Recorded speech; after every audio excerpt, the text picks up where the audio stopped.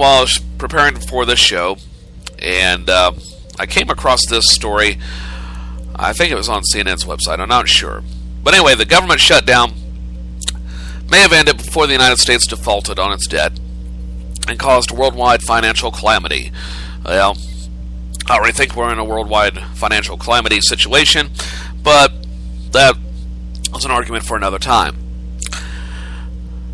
Well, the economic impact of the 16-day standoff in Congress still came with a hefty price tag. S&P's economists estimate the total cost of the shutdown to be in the neighborhood of $24 billion. That's right, billion with a B. So with that whopping number in mind, here are 9 things that are less than the cost of our government being shut down for 2 weeks and 2 days. Okay? This is going to knock your socks off. IBM's third quarter revenues. Yeah. IBM, one of the world's largest companies, reported this Wednesday third quarter revenues of $23.7 billion.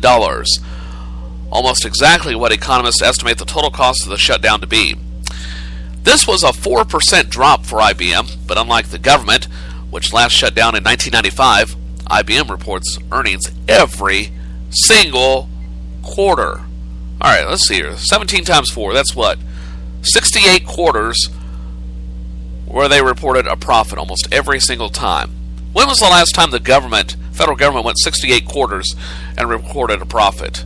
And I don't know what government's not in there to make money, or at least for a profit, but for a non-profit organization, they sure get a lot of my money.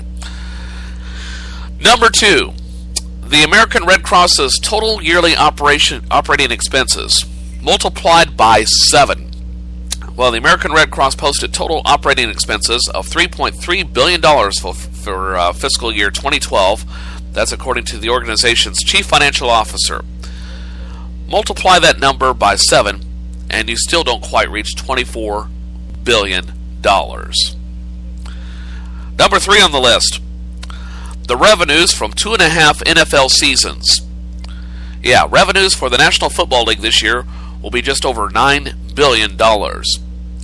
That's according to Forbes magazine, making the league the most lucrative in the world. And it's still not enough for one man, though. NFL Commissioner Roger Goodell has set a goal of reaching $25 billion in annual revenues for the league by 2027. So, I commend him for the goal, but after a couple of billion, it's like, couldn't you just sit back, relax? Well, I know you need to keep it profitable, because at some point you're probably going to sell it, but still. And speaking of big sporting groups, the Yankees payroll. Arch nemesis of the Kansas City Royals fan here. The Yankees payroll. You better sit down for this one. The Yankees payroll 100 times over. George Steinbrenner is shitting a brick in his grave right now. The total team payroll for the New York Yankees is somewhat north of $236 million, which includes the highest paid baseball player, Alex Rodriguez. Did that get out there? Who pulls in about $28 million. Now I see why he doesn't want to give up baseball. Number 5 on the list, the annual GDP for El Salvador. Really, you picked up El Salvador as an example? Okay.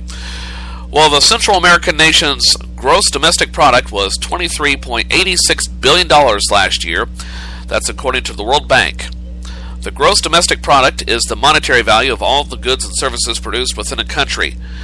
Don't I sound like a history teacher or an economics teacher right now? By comparison, the U.S.'s GDP for 2012 was $15.68 trillion.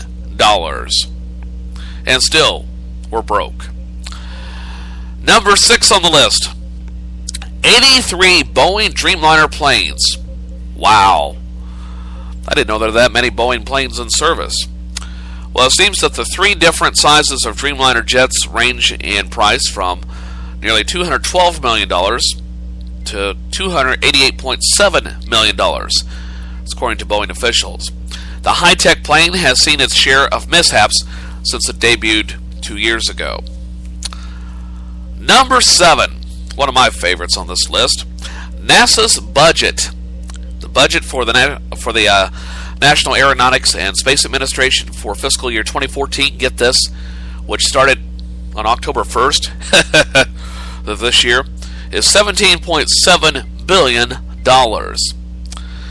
As a government agency, many of NASA's facilities were closed during the shutdown, including its social media accounts. Aren't those accounts free? Oh well. Yesterday, officials at NASA's Johnson Space Center in Houston tweeted, "We're back." Okay, what does that have to do with the economy? Number 8, it's on the list, I read it. Hey, if it's on the page, Joe will read it. Joe will read anything. Number 8, running the International Space Station for just under 8 years. Okay, went online, in 2001, it's about 2002, somewhere along in there.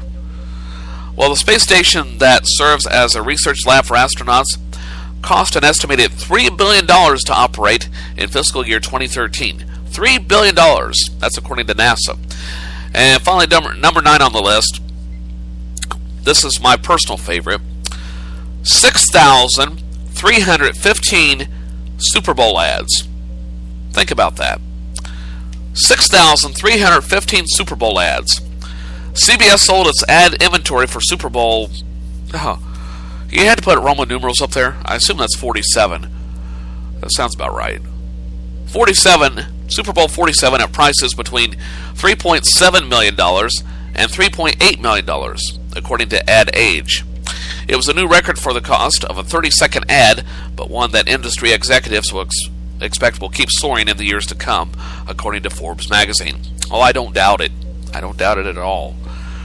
You know, I would love to be an ad executive just to sell one spot for a Super Bowl ad. Yeah, you want to run a 30-second ad during the Super Bowl? That'll be $4 million.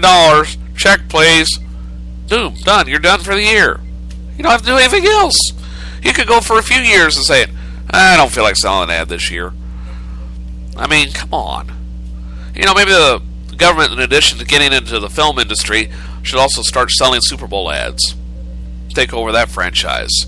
You know, in a few seasons, you could have this national debt wiped out.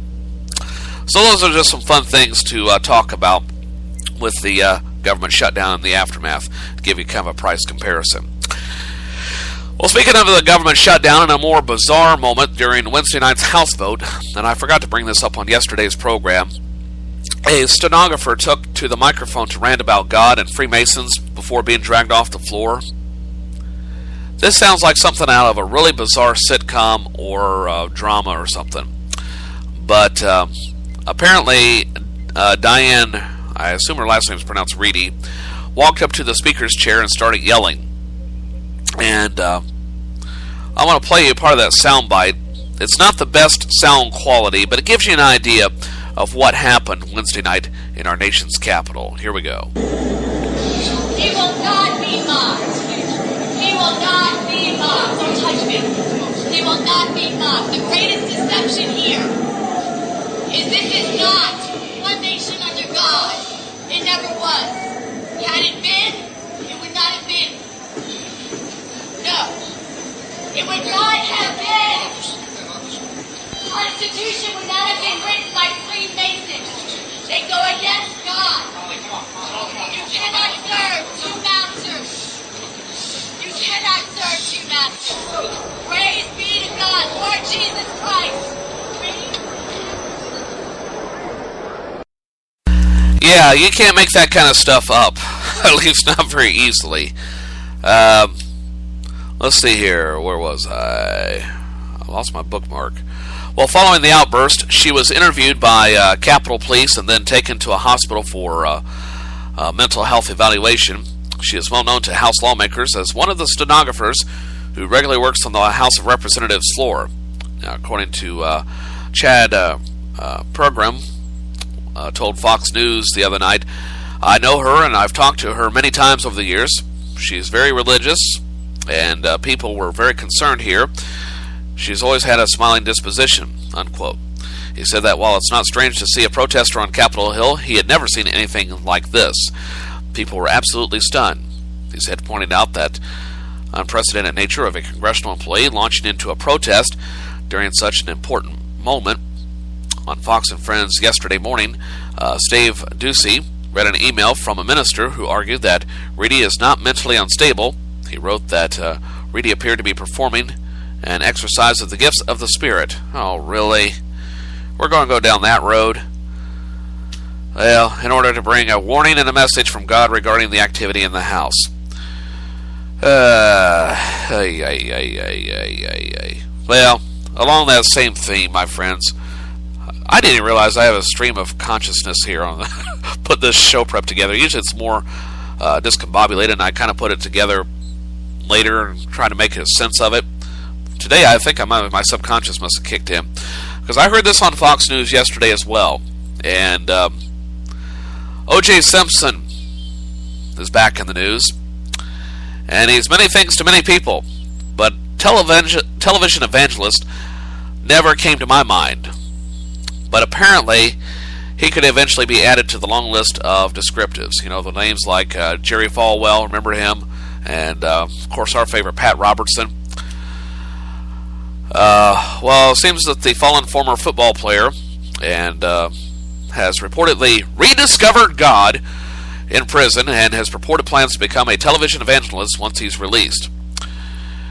OJ, let's see, you're serving, a 33-year prison term. You're in your, late 60s, early 70s now. You're going to be the oldest television evangelist on TV in about 30 years. Well, the Daily Mail is reporting that Simpson, who has allegedly always been a religious man, has increased his fervor behind bars. Well, of course. Well, from ministering to inmates to purportedly converting a white supremacist to Christianity, his faith-based activities of late have apparently been plentiful.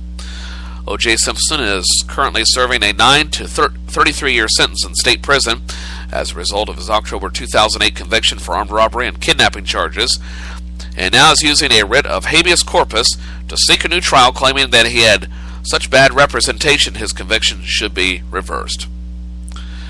Well, the 66-year-old, 66, is reportedly reading the Bible. Okay, well, that's more than some ministers I know. And even the Quran. Interesting. Okay. Regularly. Okay. Norman Pardo, Simpson's promoter, told the Daily Mail. Let's see here. Meanwhile, filmmaker Kenny Sailors, a documentarian who's making a movie about O.J. Simpson, agrees with this assessment that O.J. has rediscovered his faith. Prison has actually set him free. Well, Sailors told the Daily and Sunday Express before his incarceration that Simpson was reportedly planning to appear on a show called Holy Safari. Okay. Which would have consisted of the football player traveling around the world and interviewing faith leaders. Honestly, who would sponsor that show? This episode of Holy Safari is sponsored by Zoomies! Well, prison, though, cut those plans short. Well, that and the fact that he got convicted of armed robbery, breaking and entering, come on. OJ, I'm not buying it. I'm sorry, man, I'm just not buying it. I tried to give you the benefit of the doubt when you murdered your ex-wife and her boyfriend, but you're a prime suspect, man. Anytime two people like that end up dead, yeah, an estranged husband, ex-husband, he's automatically going to be a suspect regardless of your race. Come on.